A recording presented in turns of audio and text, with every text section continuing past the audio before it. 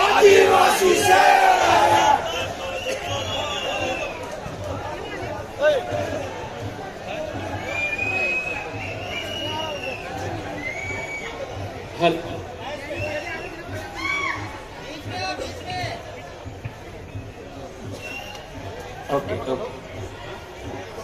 जय जोहार का नारा है,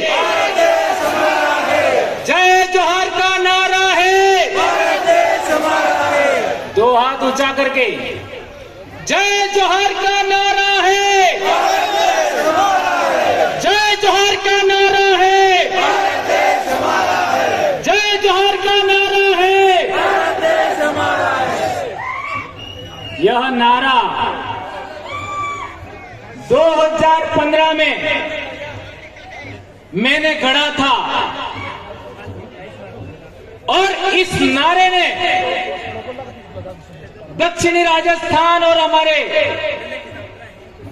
मध्य प्रदेश के जुड़ते हुए इलाके में एक ऐसी क्रांति पैदा किया कि 47 सांसद और 487 विधायक गूंगे बहरे हो चुके थे और आदिवासी कौम वॉइसलेस हो चुकी थी। उसका जवाब दिया और आज की तारीख में 5 विधायक और 1 सांसद इस नारे की बदौलत विधानसभा और लोकसभा में गए। आज मैं बहुत खुश हूं, आज मैं बहुत खुश हूं क्योंकि क्या लाजवाब डॉक्टर वसावत सर ने बोला। आपका राज पिपला में 5-6 साल पहले मुझे 2 बातों पर बोलने से रोका गया था कि राजनीति पर नहीं बोलना है और धर्म पर नहीं बोलना है, और मैंने वही 2 बातों पर बोला था। आज वसावत सर ने जो बोला, मेरा सीना गर्व से चौड़ा हो गया। मुझे लगा कि भंवरलाल परमार सही था, यह साबित हो गया। और मेरे भाई खराड़ी साहब ने क्या बोला, जबरदस्त, मेरे बोलने का रहा ही नहीं। खराड़ी साहब ने जबरदस्त बात रखी आज। जो मैं बोलना चाहता था, घर से सोच के आया, वह बात खराड़ी साहब ने रखा। और आज मैं कहना चाहता हूं कि मध्य प्रदेश में मैं बहुत बोल चुका हूं। मध्य प्रदेश का भी समय मुझे आज दिया जाए, आने वाले साल मुझे नहीं बोलना। दोस्तों, बारू दादा ने बहुत बड़ी बात बताई कि शोषण की परिभाषा क्या हो, अत्याचार की परिभाषा क्या हो। दोस्तों, हम लोगों को वनवासी कहा जा रहा है, यह भी अत्याचार है। हमारे समाज को धर्म में बांटा गया, यह भी अत्याचार है। हमारे समाज को पार्टियों में बांटा गया, यह भी अत्याचार है। रूढ़ी प्रथा की बात करें, हमारे इलाके में आज की तारीख में एक महिला का कम उम्र में पति मर जाता है तो क्या किया जाता है? जब बच्चे छोटे छोटे होते हैं तो वो महिला मात्र 12 दिन वो महिला ऐसे विधवा होती है। ये रूढ़ी प्रथा है बहुत बड़ी। 12 दिन के बाद उसको पसेड़ी उड़ाई जाती है और वह पुनः सुहागन हो जाती है। ये कितना बड़ा समाज व्यवस्था है। एक महिला के मान सम्मान इज्जत के लिए यह कितनी बड़ी रूढ़ी प्रथा है, उसको भी हमें आगे बढ़ाना होगा दोस्तों। और एक बड़ी बात बताई थी गौर दादा ने कि हम हिंदू भी नहीं है, मुस्लिम नहीं है, ईसाई नहीं है। हमारे लोग कहते हैं कि हम हिंदू नहीं है, लेकिन हिंदू क्यों नहीं है कभी नहीं बताते, कभी नहीं बताते। और यदि बताने की बात आए तो वो मात्र ये कहते हैं कि हिंदू विवाह अधिनियम हमारे ऊपर लागू नहीं होता। आज रतलाम में देखिए, झाबुआ अलीराजपुर दाहोद में देखिए, हमारे समाज का जब विवाह होता है तो एक कपड़े का अड़ूड़ा माड़वे में रखते हैं, उसके ऊपर एक लोटे में महुआ रखते हैं। मान्यवर चौधरी साहब कह रहे थे, महुआ और का एक लोटे में रखते हैं और उसके ऊपर दूसरा लोटा पानी भर के रखते हैं। क्या ये बात सही है? और उसके चारों तरफ फेरा लेने से पहले आरती की थाली से तिलक लगा जाता है धरती माता को। यह कितनी बड़ी रूढ़ी प्रथा है। अग्नि पूजा नहीं होता और इसके बाद इस कड़े के चारों तरफ फेरा लगवाया जाता है। यह प्रथा किस विवाह पद्धति में बताइए? क्या यह भी प्रथा ब्राह्मण प्रथा में है क्या? नहीं है। क्या ईसाई प्रथा में है क्या? नहीं है। क्या इस्लाम प्रथा में है क्या? नहीं है। तो हम लोग हिंदू भी नहीं है, हम लोग ईसाई भी नहीं है, हम लोग मुस्लिम भी नहीं है। ये बात प्रमाणित होता है। और हिंदू तो कोई धर्म भी नहीं, ब्राह्मण धर्म को हिंदू धर्म कहते हैं। ये बात समझना है तो हम लोगों को जबलपुर हाई कोर्ट का जजमेंट पढ़ना होगा। एक धर्म क्या होता है उसके लिए चार बड़ी बातें हैं। एक, जो वर्ण व्यवस्था है वो धर्म है, और दूसरा प्रायश्चित होता है वो धर्म है, और तीसरा बात है कि हमारा जो क्या कहते हैं आपका पूजा पद्धति का आधार है वो धर्म है। तो हमारे समाज की व्यवस्था के अंदर वर्ण व्यवस्था नहीं होता। ये सुप्रीम कोर्ट ने बोला है, आपका जबलपुर हाई कोर्ट ने बोला। जो लोग आपका वेद से संचालित नहीं होते, जो रामायण महाभारत से संचालित नहीं होते, जो पुराण से संचालित नहीं होते, जो वर्ण व्यवस्था से संचालित नहीं होते, वे लोग अपनी रूढ़ी प्रथा से, अपने कस्टम से संचालित होते हैं। वो आदिवासी है, वो किसी भी धर्म में नहीं आते। ये जजमेंट में कहा गया है। आज तक हम लोगों को किसी ने नहीं बताया। और एक बड़ी बात, नंदा ताई, आज इनका सम्मान हुआ। नंदा ताई के जजमेंट में कहा गया है अबोरिजिन्स और शेड्यूल ट्राइब, यानी शेड्यूल ट्राइब का मतलब हुआ अबोरिजिन, अबोरिजिन और शेड्यूल ट्राइब, और ब्रैकेट में आदिवासी लिखा है। तो जो लोग हमको वनवासी कहते हैं वो लोग कंटेम्प्ट ऑफ कोर्ट कर रहे हैं। हमें केस किया जाना चाहिए। कौन माइका लाल इसके लिए तैयार है? हाथ ऊंचा करो। एक कंटेम्प्ट ऑफ कोर्ट का जज आपका केस किया जाना चाहिए तो मैं मानूंगा कि नंदाबाई के साथ आपका न्याय हुआ। एक और बड़ी बात, हमारे बहुत सारे बड़े वक्ताओं ने बात रखा। एक बात आई थी बिल प्रदेश, तो कई लोग मेरा विरोध करते थे।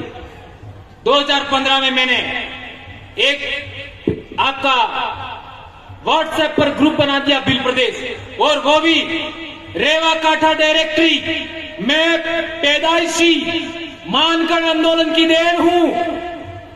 ये खराड़ी साहब पैदाइशी मानगढ़ आंदोलन की देन है। और ये आपका जितना भी दक्षिणी राजस्थान और उत्तरी गुजरात का आदिवासी है, उत्तरी मध्य प्रदेश का आदिवासी है, मानगढ़ आंदोलन की पैदाइश है। और मानगढ़ आंदोलन का सबसे बड़ा उद्देश्य था भील राज कायम करना। और ये बात गोविंद गुरु के इतिहास में लिखी हुई थी, उसी को आधार मान करके मैंने बिल प्रदेश व्हाट्सएप ग्रुप बनाया। बहुत लड़ाई हुआ, लेकिन लड़ते लड़ते हम लोगों ने आज पूरे इलाके के अंदर ये बात फैलाने में कामयाब हुए। आज मेरे छोटे भाई चेतर वसावा ने बोला, आपने कितना इस्तेकबाल किया। मेरे छोटे भाई जय कृष्ण पटेल ने बोला, कितना बड़ा आपने इस्तेकबाल किया। और हमारे डामोर सर ने भी बात किया, आप लोगों ने उनको सर आंखों पे रखा। ये बात हम लोगों को आगे बढ़ाना है। लेकिन मेरा भील प्रदेश क्या है? मेरा भील प्रदेश एक राज्य से भी बड़ा है। मेरा भील प्रदेश का मतलब है जहां जहां भील राजा हुआ करते थे वो सारी जमीन भील आदिवासियों की है। ये आदिवासियों के जल जंगल जमीन की लड़ाई है। ये है भील प्रदेश मेरे लिए। भील प्रदेश का मतलब जहां जहां हमारा बाप दादा राजा महाराजा थे वो सारी जमीन हमारी है, चाहे वो आज की तारीख में कोई भी बैठा है। और एक बड़ी बात, हमारे लोग जो संसद में और विधानसभा में गए हैं वे लोग जब हमारे समाज की एट्रोसिटी होती है, हमारे समाज का मर्डर हो जाता है, हमारे समाज के गांव उजाड़ दिए जाते हैं, हमारे समाज का पेशाब कर दिया जाता है मुंह पर, तब भी मुंह नहीं खोलते। उसका कारण क्या? ये बात मात्र बच गई थी वसावा की स्पीच में, तो हमें जनप्रतिनिधि सिलेक्शन प्रणाली लागू करना होगा। जनप्रतिनिधि सिलेक्शन प्रणाली का मतलब क्या है? एक विधानसभा के अंदर करीब 500 लोग वोट करेंगे, जो जीतेगा वो चुनाव लड़ेगा, बात खत्म। एक लोकसभा में 700 लोग सभी गांवों के वोट करेंगे और जो जीता वो चुनाव लड़ेगा, बात खत्म। यह है जनप्रतिनिधि सिलेक्शन प्रणाली। इसी के आधार पर हमारे लोग आगे बढ़ रहे हैं। और एक बड़ी बात कि ये लोग नहीं बोलते हैं, तो क्यों नहीं बोलते हैं? तो उनका सिलेक्शन उन लोगों ने किया है। इसलिए मैं कहना चाहता हूं, आदिवासी क्षेत्र से कांग्रेस भाजपा बाइकॉट। आदिवासियों की महाराष्ट्र में दूसरी पार्टी बनानी है, बनाओ। मध्य प्रदेश में बनानी है, बनाओ। गुजरात में बनानी है, बनाओ। जितनी बनानी है बनाना हो, लेकिन आपका कोऑर्डिनेशन करना, अलायंस करना, लेकिन कांग्रेस भाजपा बाइकॉट, खत्म, टाटा बाय बाय। इसी तरीके से आदिवासी एकता कायम करना चाहते हो, रूढ़ी प्रथा बचाना चाहते हो, संस्कृति बचाना चाहते हो, तो तीनों धर्मों को भी बाइकआउट करना होगा। प्रकृति धर्म, आदिवासी धर्म, जो कहना कहो, इंडिजिनस धर्म, ट्राइबल रिलीजन 1931 में था, पुनः लागू करो। जो करना है करो, जो राय बनती है करो, लेकिन इनको आउट करना होगा। और ज्यादा नहीं तो इस दिमाग से तो आउट करो। है मान्यवर चौधरी सर कह रहे थे मेरी बेटी एमबीबीएस कर रही है, मेरा बेटा एमबीबीएस कर रहा है, एक 9th क्लास में बेटा पढ़ रहा है। तीनों के सर्टिफिकेट के अंदर, स्कूल के अंदर आदिवासी लिखवाया मैंने। और मैंने नंदाबाई का रेफरेंस दिखा, वो कोर्ट में का जजमेंट लेके गया, ये आदिवासी लिखा है। और यदि आप नहीं लिखते हो, इस पर साइन करो, मैं आपके ऊपर कोर्ट ऑफ कंटेम्प्ट का केस ठोकूंगा।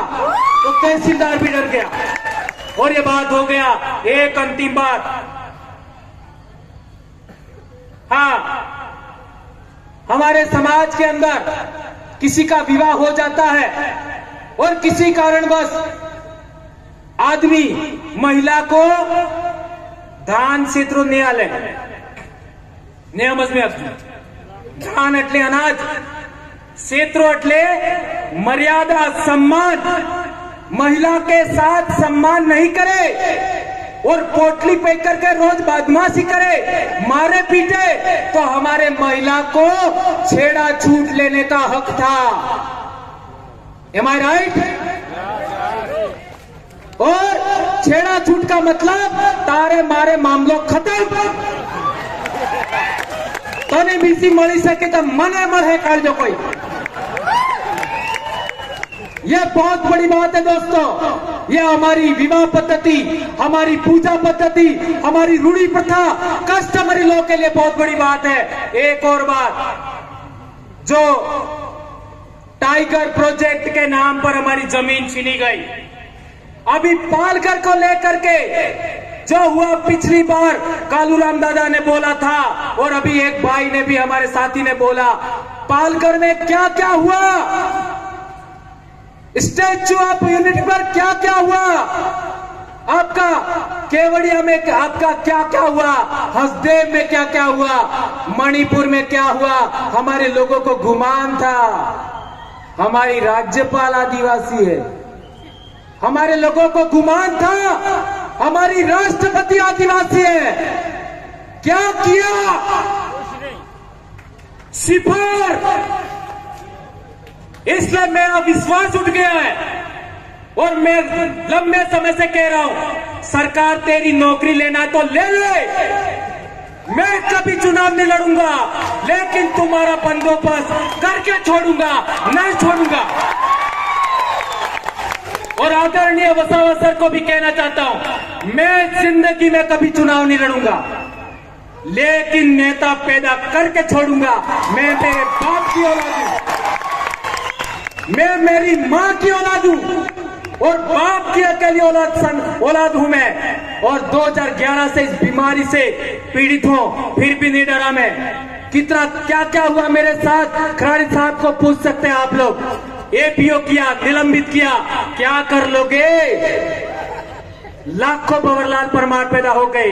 धन्यवाद दोस्तों, आप लोगों ने मुझे इतना बेरहमी से सुना और संचालक भाइयों ने, मेरी बहनों ने, मेरे भाइयों ने और इतना मुझे समय दिया। आपका दिल से जोहार करता हूं। और आज की मेरी स्पीच मेरे आइडल वारू सोनवणे और कालूराम धोदड़े को समर्पित है।